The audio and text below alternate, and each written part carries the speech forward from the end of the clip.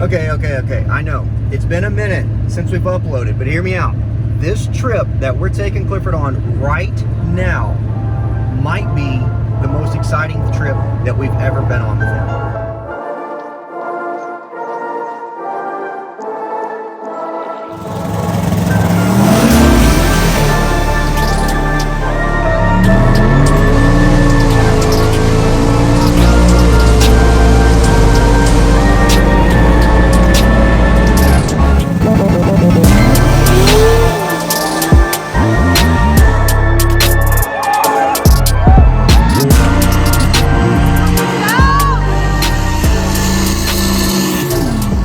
So we have been all over the country with Clifford. We have been to Colorado, we've been to Nebraska, we've raced in Texas, Oklahoma, Louisiana, you name it. On race week, we have gone dozens and dozens of places. And I know, like I said, we haven't uploaded much since race week, but it's because we've just been racing local. We've been doing little things. There has not been big major changes to Clifford that I felt a compulsion to tell you guys, because you know, there's a billion people that you can watch on YouTube to go racing or whatever. And so if I'm not doing something new with Clifford, then it doesn't light the same fire in me. I like to teach and tell you guys something. But today I am here to tell you this, literally a 5-minute trip down the road, is probably the most exciting trip for me that Clifford has ever been on. This is a big one, so can't wait to show you.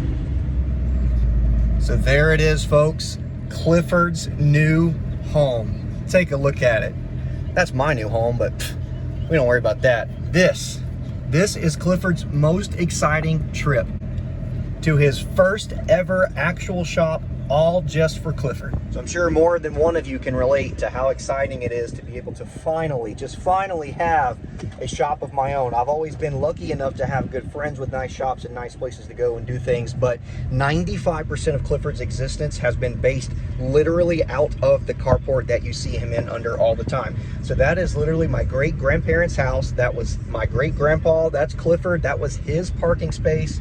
So nearly everything that you've seen Clifford do and accomplish has come out of that carport and has eventually built myself and my wife and I, Allie, our entire existence up to this. It has built us finally to this point where we can have our own new home that we finally are nearing completion on, and our shop that is literally just done last week. Like, I think the concrete's still kind of curing, you know. But I'm fired up about this. Let's go take a look around.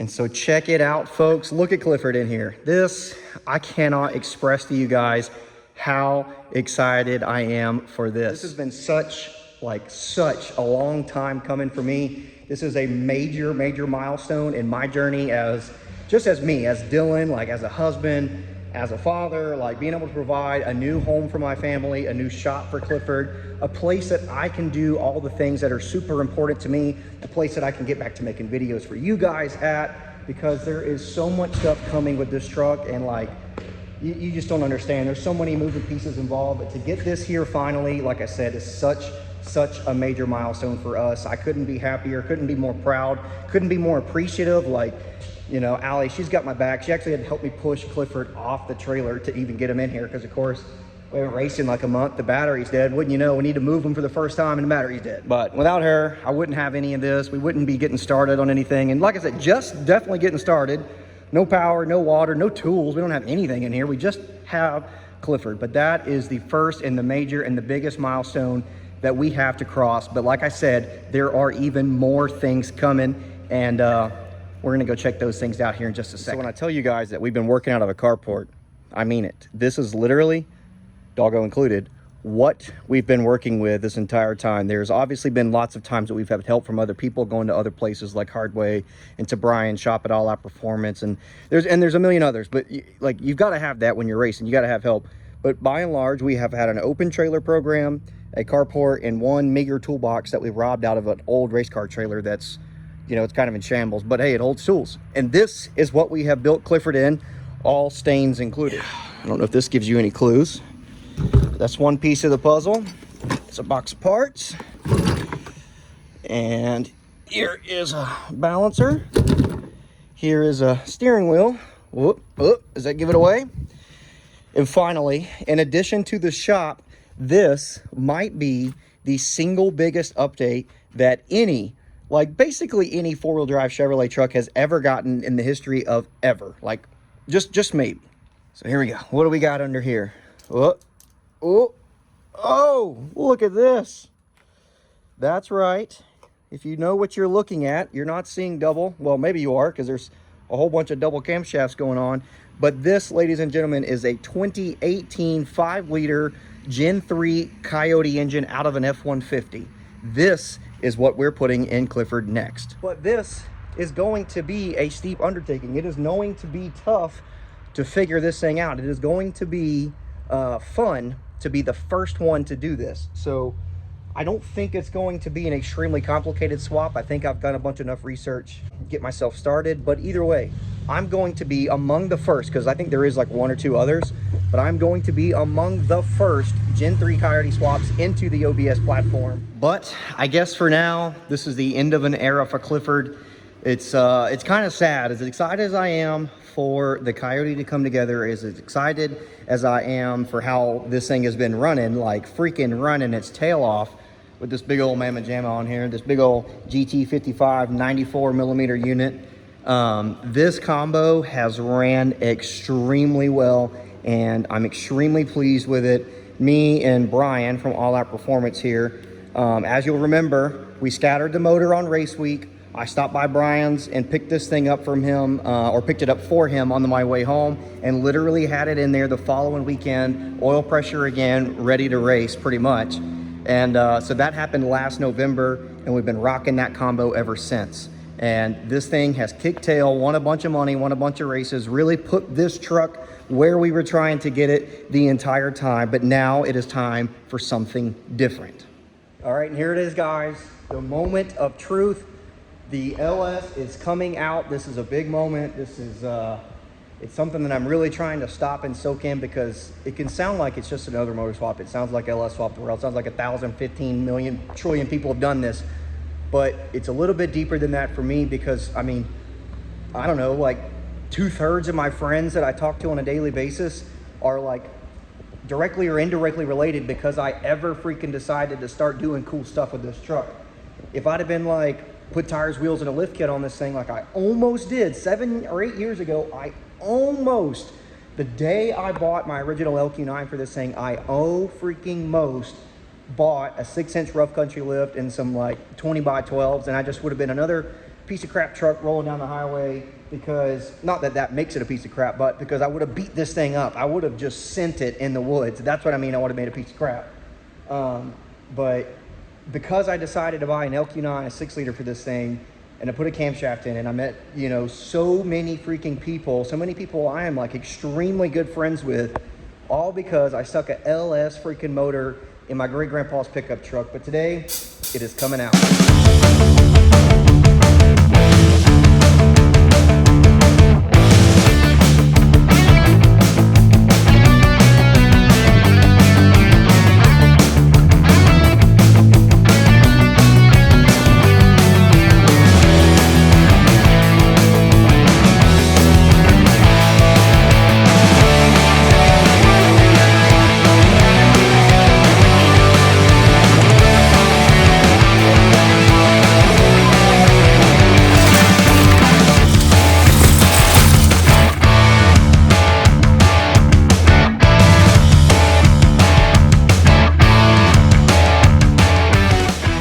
Okay, and so just a real quick update. That is the first take. That is the first look at a Coyote and a 4-wheel drive OBS ever. This is your first look. This is the internet's first look at having one in a 4-wheel drive OBS. There's actually like 2, maybe 3 OBS trucks that have Coyotes in them now. One, including a Gen 3 10R80 that I've seen going around the internet. I'm sure you guys have seen it too. I know that I personally have been tagged in that video like probably 476 times by now, 376 DMs. But there you go. This is my first look, your first look, the internet's first look, as far as I'm aware. Not that even that's my goal. I don't care. Like, I don't care. That has nothing to do with it. However, it's still cool. It's a cool fact that this is the first Gen 3 Coyote made it to a 10R80 that you are going to see in a 4-wheel drive OBS, probably a 4-wheel drive GM full-size truck, not even specific to just an OBS. Like, I don't even know if there's any other Silverado out there that has a Coyote in it that's 4-wheel drive like this. But anyway, This is the first look at this guy. So I got a quick time lapse. I took it vertical mode so I could make reels out of it, you know, do better on Instagram, because if you're not following me on Instagram, you're missing stuff. But I do a little better on Instagram than I do on YouTube. But you guys who are here watching YouTube, you're the real OGs. So you get to see the nitty gritty stuff, the cooler stuff, more detail about what's going on. But Rick just left here. We took some mock-up measurements of the way that the motor mounts are gonna work. So as far as we can tell, the motor, I think, like crank-wise, crank center line is sitting a little lower in the truck than the LS was, but the oil pan, I know it's dark. I'll get a better video later, but this is just a first take, first look. We'll go over all this later, but oil pan's a little bit bigger. The stock F-150 manifolds do clear, and they probably will work if we decide to go with these things for now in the short term while we try to figure out what long tubes are gonna work. But we get around the steering shaft over there. It's a little tight, but really not a problem. Firewall, there's like a good inch or so of room up around the valve. Oh, excuse me, I'm burping up pizza. Plenty of room up around the valve covers that I was a little bit worried about. Honestly, the biggest challenge that we're gonna see is just how far away the block is from where the previous motor mounts were. So it's evident that around the meat of the block, the Coyote is a little bit thinner here than the old LS was. But we are basically going to do our best to replicate these Dirty Dingo mounts that I had on the truck before. And then we've got some different little motor plates that we're gonna bolt up to the Coyote that are courtesy of our pal, Eric Mullis. And then we're gonna try to mate those to the frame side. This is my old solid motor mounts. So we're gonna try to either reuse these or make something that follows the same concept. Basically, these guys bolted to the frame. You slid a bolt through there and it went through the Dirty Dingos that we just looked at, and voila, you had a solid motor mounted Coyote. But I know that this video is very jumbled. There's lots of moving pieces going on, including moving to the new shop, moving to the new house, trying to get this thing running while we're running out of time. So if you're following this video and it feels really out of whack, it's because it is. And I don't know when this is gonna get uploaded. I don't know when you're gonna see this in concurrency with real time. However, I'm gonna try to get you guys what you wanna know. So if you start seeing things, start having questions, let me know, because ultimately that's what this is so much about. Is I'm gonna get a ton of drivability back with the truck. The combination in four-wheel drive trucks is kicking ass. Whipple, Coyote, 10-speed, it's just kicking ass right now. I don't care what body is on it. I don't care what chassis it's in. That shit kicks ass. That's what we're going for. But a lot of this is the hot rodding aspect. There are problems to solve, motor mounts to design, there's accessories to fit, there's wiring research to be done. There's so many cool things about this that just didn't burn my fire the same way with the LS. Like the LS, it's done. All the problems are solved. If you have a problem, somebody has a fix, which is beautiful. I mean, that is a blessing in itself that you don't have any complications in regards to making an LS work in anything. But it doesn't, I don't know. Like when I wake up in the morning, I'm not like, ooh, I gotta go figure some shit out about my LS.